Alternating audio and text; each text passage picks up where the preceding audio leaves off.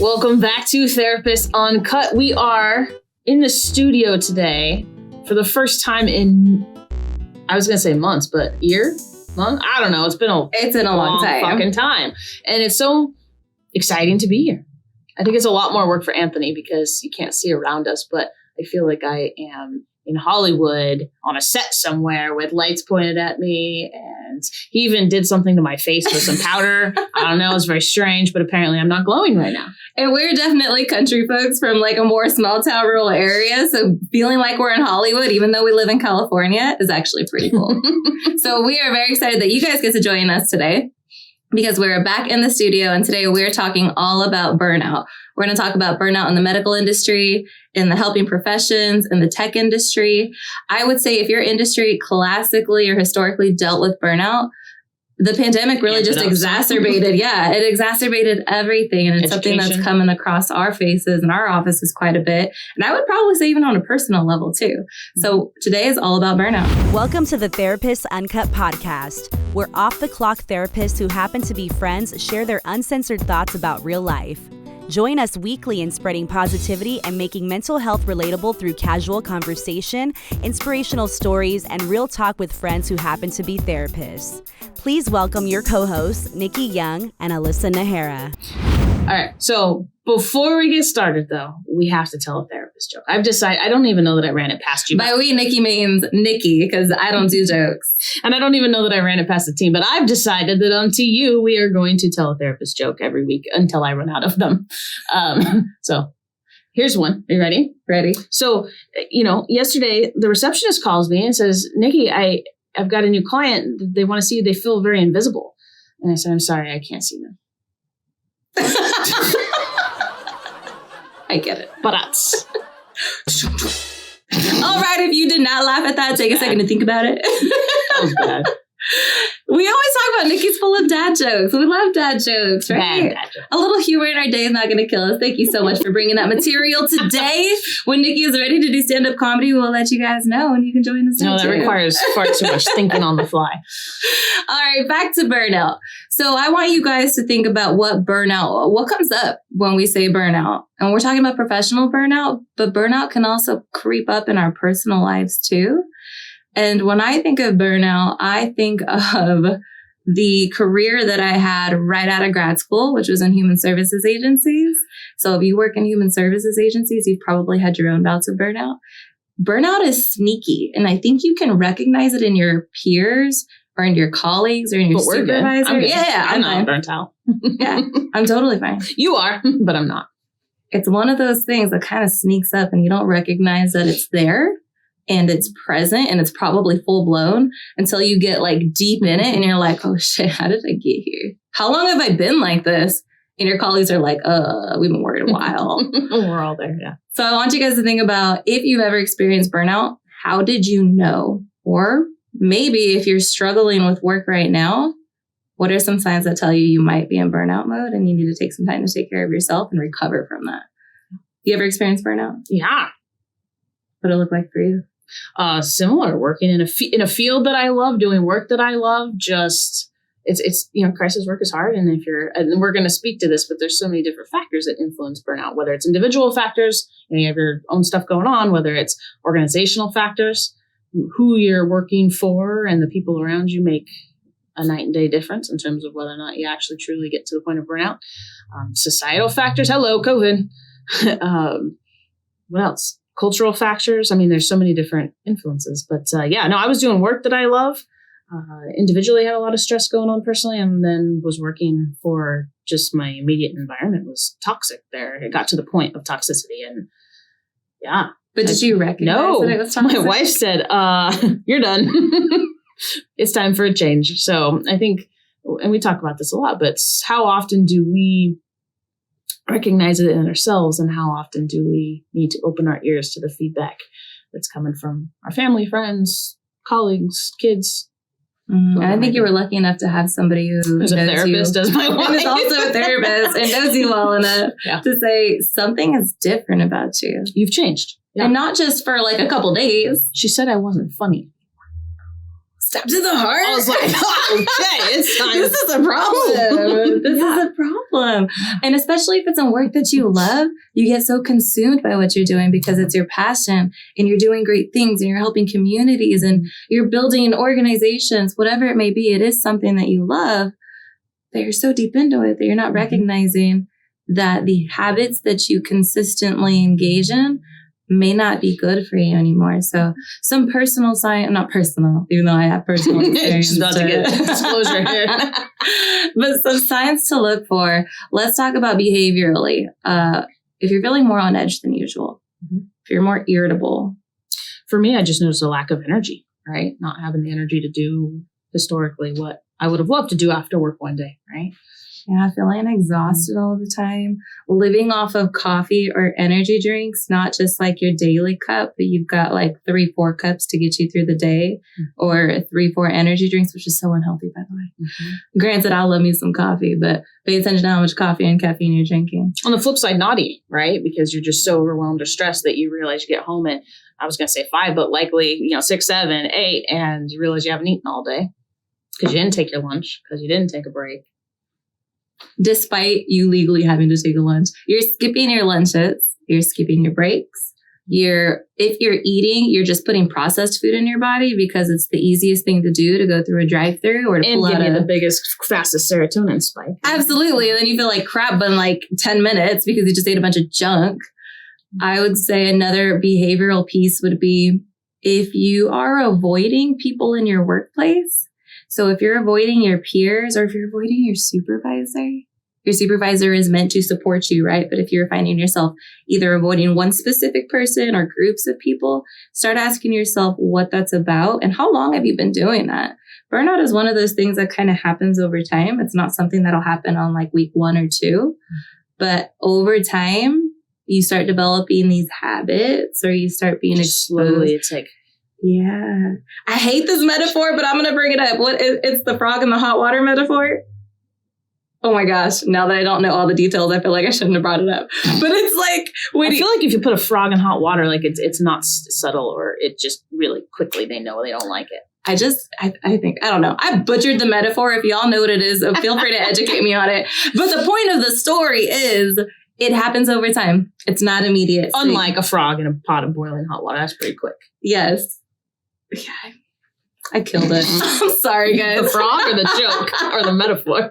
Oh, that was a good one. All right, back to behavioral. Your sleep patterns. Yeah. How are you sleeping? Are you having a hard time falling asleep? Do you find yourself like waking up in the middle of the night feeling like you forgot to wake up or you forgot to set your alarm or like you woke up Is your wife having to wake you up saying, dude, your alarm has been going off for 10 minutes and you didn't hear it? I mean, I've never been a morning person, but I could wake up when my alarm goes off and it was just not even entering my conscious. I think I let my alarm go off sometimes enough that the alarm just stops going off. And then I'm still sleeping through. And it's like 10 times. Okay, all right. It's, again, a terrible habit. But these are some signs to help you recognize where you're at in your workplace. Or you used to love your job and now you just...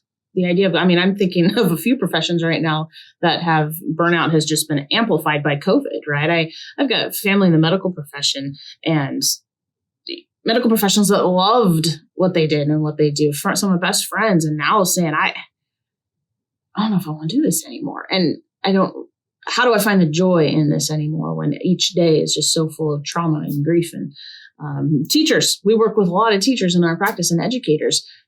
I used to love being a teacher. I mean, yes, there's pros and cons. However, being a teacher during the pandemic, I couldn't imagine. And I'm going to hold off on science and I'm going to come back to what you were saying about the medical piece. When you're living through a pandemic, who is impacted the most, right? Your health teams, all of the ER teams, all of the medical staff. And now we're in a place where I think I said it on one of the previous episodes where the world is literally short-staffed right now. Like it's not just your job, your industry, your organization. Everybody is short-staffed for various reasons. But now, what are we doing to our staff that is showing up to work? Yeah. And the trends are showing we're contributing to their burnout. Like, how do we stop that? We've got people who love what they do. They're saving lives. They're doing everything they can to save lives. yet they're overworked and they're working longer hours and they're skipping lunches. And on top of that, in some organizations, they're dealing with the organizational factors of that red tape that's keeping you from doing something that you think is absolutely the right thing to do. But I can't because of you take an employee in an organization that historically would have been an organization that they love, that they don't feel as toxic. It's very supportive, enjoy being in that environment. And then you add the societal impact of a pandemic, right? But let's say you're already in an environment that's unhealthy, toxic, not supportive. And then you add a pandemic and all the extra expectations that Alyssa's talking about. It's a recipe for disaster. Mm-hmm. That sounded very ominous. I don't know what ominous means. Dark cloud. Oh, okay. Just in case you didn't know what ominous meant. Just in case. So we talk about burnout. It's literally something that is taking so many industries. The tech industry, can you guys consider how demanding it is to be in the tech industry?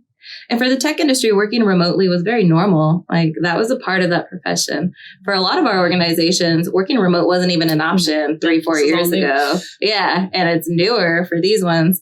But for tech industry, it was normal, right? And so think of all the boundaries that get blurred when you work remotely. Like, when do I stop being available? When can I have a few minutes to myself? Do I have to be available all the time and have my phone on me at all times and check my email every hour because I'm worried I might miss something because I'm working remotely? Mm-hmm. And then you add everybody moving to remote and they're lacking the infrastructure to maintain this remote workforce or hybrid workforce. And now we're like, all right, all you tech leaders and tech teams, I need you to come in and I need you to build this. I need you to get me caught up, right?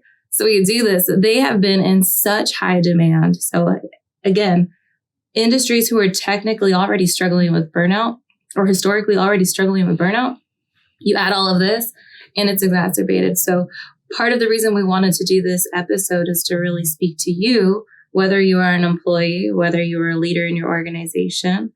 But even if you're not even employed, if you're doing volunteer work or if you're a stay-at-home parent, like the burnout is real. Yeah, why we need to include parenting in this. Parenting burnout is so real. Hands down to all the stay-at-home parents. We see you. Your job is hard. I think we hear you screaming somewhere for help. Yeah, might be crying in the closet. It happens to the best of us. I know. Stick with it. We believe in you. But back to burnout. Tech industry, medical industry. We talk about helping professions. Yeah, the grocery industry right now. The transportation industry. Literally everyone. Yeah. Oh, everyone's burnt the fuck out. And you know what? I'm going to challenge you. If you happen to be a leader in an organization or a place in your organization where you have influence, I would encourage you guys to look at your staff because it's so hard to manage right now with being short-staffed, but pay attention to how you're treating the people who show up because you want to keep those people, right? They're the ones that are still showing up despite all of this, and be mindful of what expectations you are putting on them. It's my small challenge. Yeah. And I'm going to add to that, right? Because in management, you also are going through burnout right now, right? Take a moment each day and think about how, not just management, but take a moment each day and think about what you can do within your organization, within your role to make it a little bit better, a little bit less sucky, a little bit less difficult. A little bit less oppressive. Mm-hmm. We hear that word come up a lot. Feeling like you're in an organization that feels oppressive, which is, that feels awful, right? So on an individual level, other signs that might tell you might be experiencing some burnout are those thoughts that are going through your head of like, I don't want to go to work today. No. Maybe you're calling out more than usual because you're avoiding work. Back to that lack of energy and lack of motivation that I used to love. So. Yeah. Used to love it, but I cannot do that today. Feeling disconnected from whether it be your work, the people there, your family, your friends, just that sense of disconnection, fatigue, substance. I point to our cups. Substance use. I promise it's tea. Mine's coffee. After I just had the whole spiel on coffee. My bad. I drink a lot of coffee and I know I need to work on that. But yeah, substances, whether it's caffeinated drinks or alcoholic drinks, or if you're using controlled substances, how much of that are you using to cope with work or coming down from work? And how often are you using that? Did your single glass of wine turn into a bottle that now happens like 3-4 times a week? And now I'm feeling slightly hungover and don't want to go into work tomorrow. Things to consider that, again, once you're deep in it, maybe someone else can notice, but when you're in it, it's really hard to recognize. And that's where we really want to open our ears to the people around us, right? Because I am a fucking therapist myself. And I mean, I knew that there were certain dynamics that I was over, but I don't think that I recognized that I got to the point of burnout that I did. So my therapist wife said, yo, we're done. We're calling it. And so open your ears to the people around you, right? Mm-hmm. Usually somebody will be giving you feedback, whether it's very explicit, Alyssa, we need to talk, or whether it's, hey, man, haven't seen you in a while, or you all right? You okay? You sleeping all right? Little comments like that. Open your ears. And be willing to accept it. It's usually, I'll say usually, people are coming from a good place when they're telling you they're worried about you. Sometimes if you're working in an environment where everybody is probably managing levels of varying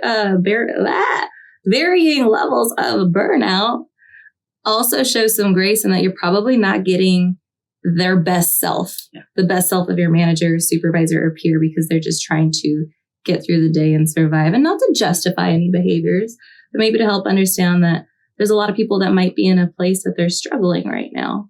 And of those people who are actually managing this pretty well, I might hit them up and say, hey, can I take you to coffee? How are you doing this? Like, what can I do? Right? Be open to helping yourself either minimize your risk of burnout or recover from it. Yeah.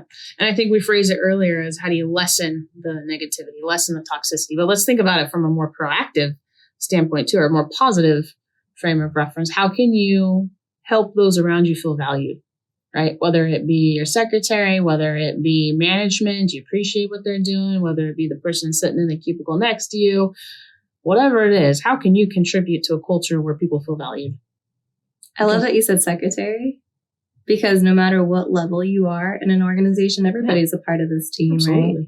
And nobody is better than the other, because without the secretary, there's a lot of shit that's going to fall apart. So you better make sure that secretary knows how valued he, she, or they are, because they're an important part of this team too. I feel like I'm talking to organizations, but we're talking. So yeah, I'm going to bring it back to the individual levels of burnout. So we've got some physical signs of burnout, some cognitive signs of burnout, of having that thought of avoidance as well.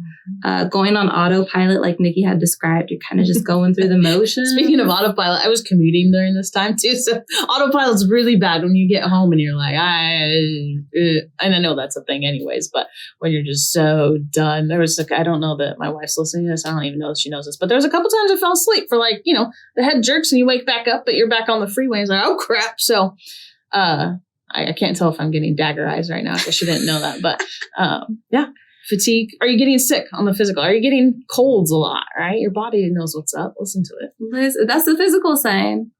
Your body will tell you when you've hit your point. I like to tell people that you can sprint. Like if you're picking up somebody else's work because you're in transition, you can sprint for 3 to 6 months. But in my experience, after 6 months, you are completely depleted. And there is like a massive drop of motivation and energy and fatigue. So try to avoid sprinting for more than those 3 to 6 months. Yeah, because that's going to put you more at risk. I think I like to compare it to, is this a moment in time? Because we all, stress is not unavoidable. Stress is not unavoidable. Stress, we're going to get it. Yeah. Stress is not entirely avoidable. There we go. I like to compare it back to if anyone went to school, right? Whether it be high school, grad school, is this a period of time? You got finals week, right? You gotta put in the work to see the rewards. Is this an example of this is finals week? I got to step up and handle it and then it's going to pass? Or are we looking at something that's going to be more prolonged? And is it truly rational to expect somebody to sustain that for a long period of time? And it's totally not, by the way. Correct.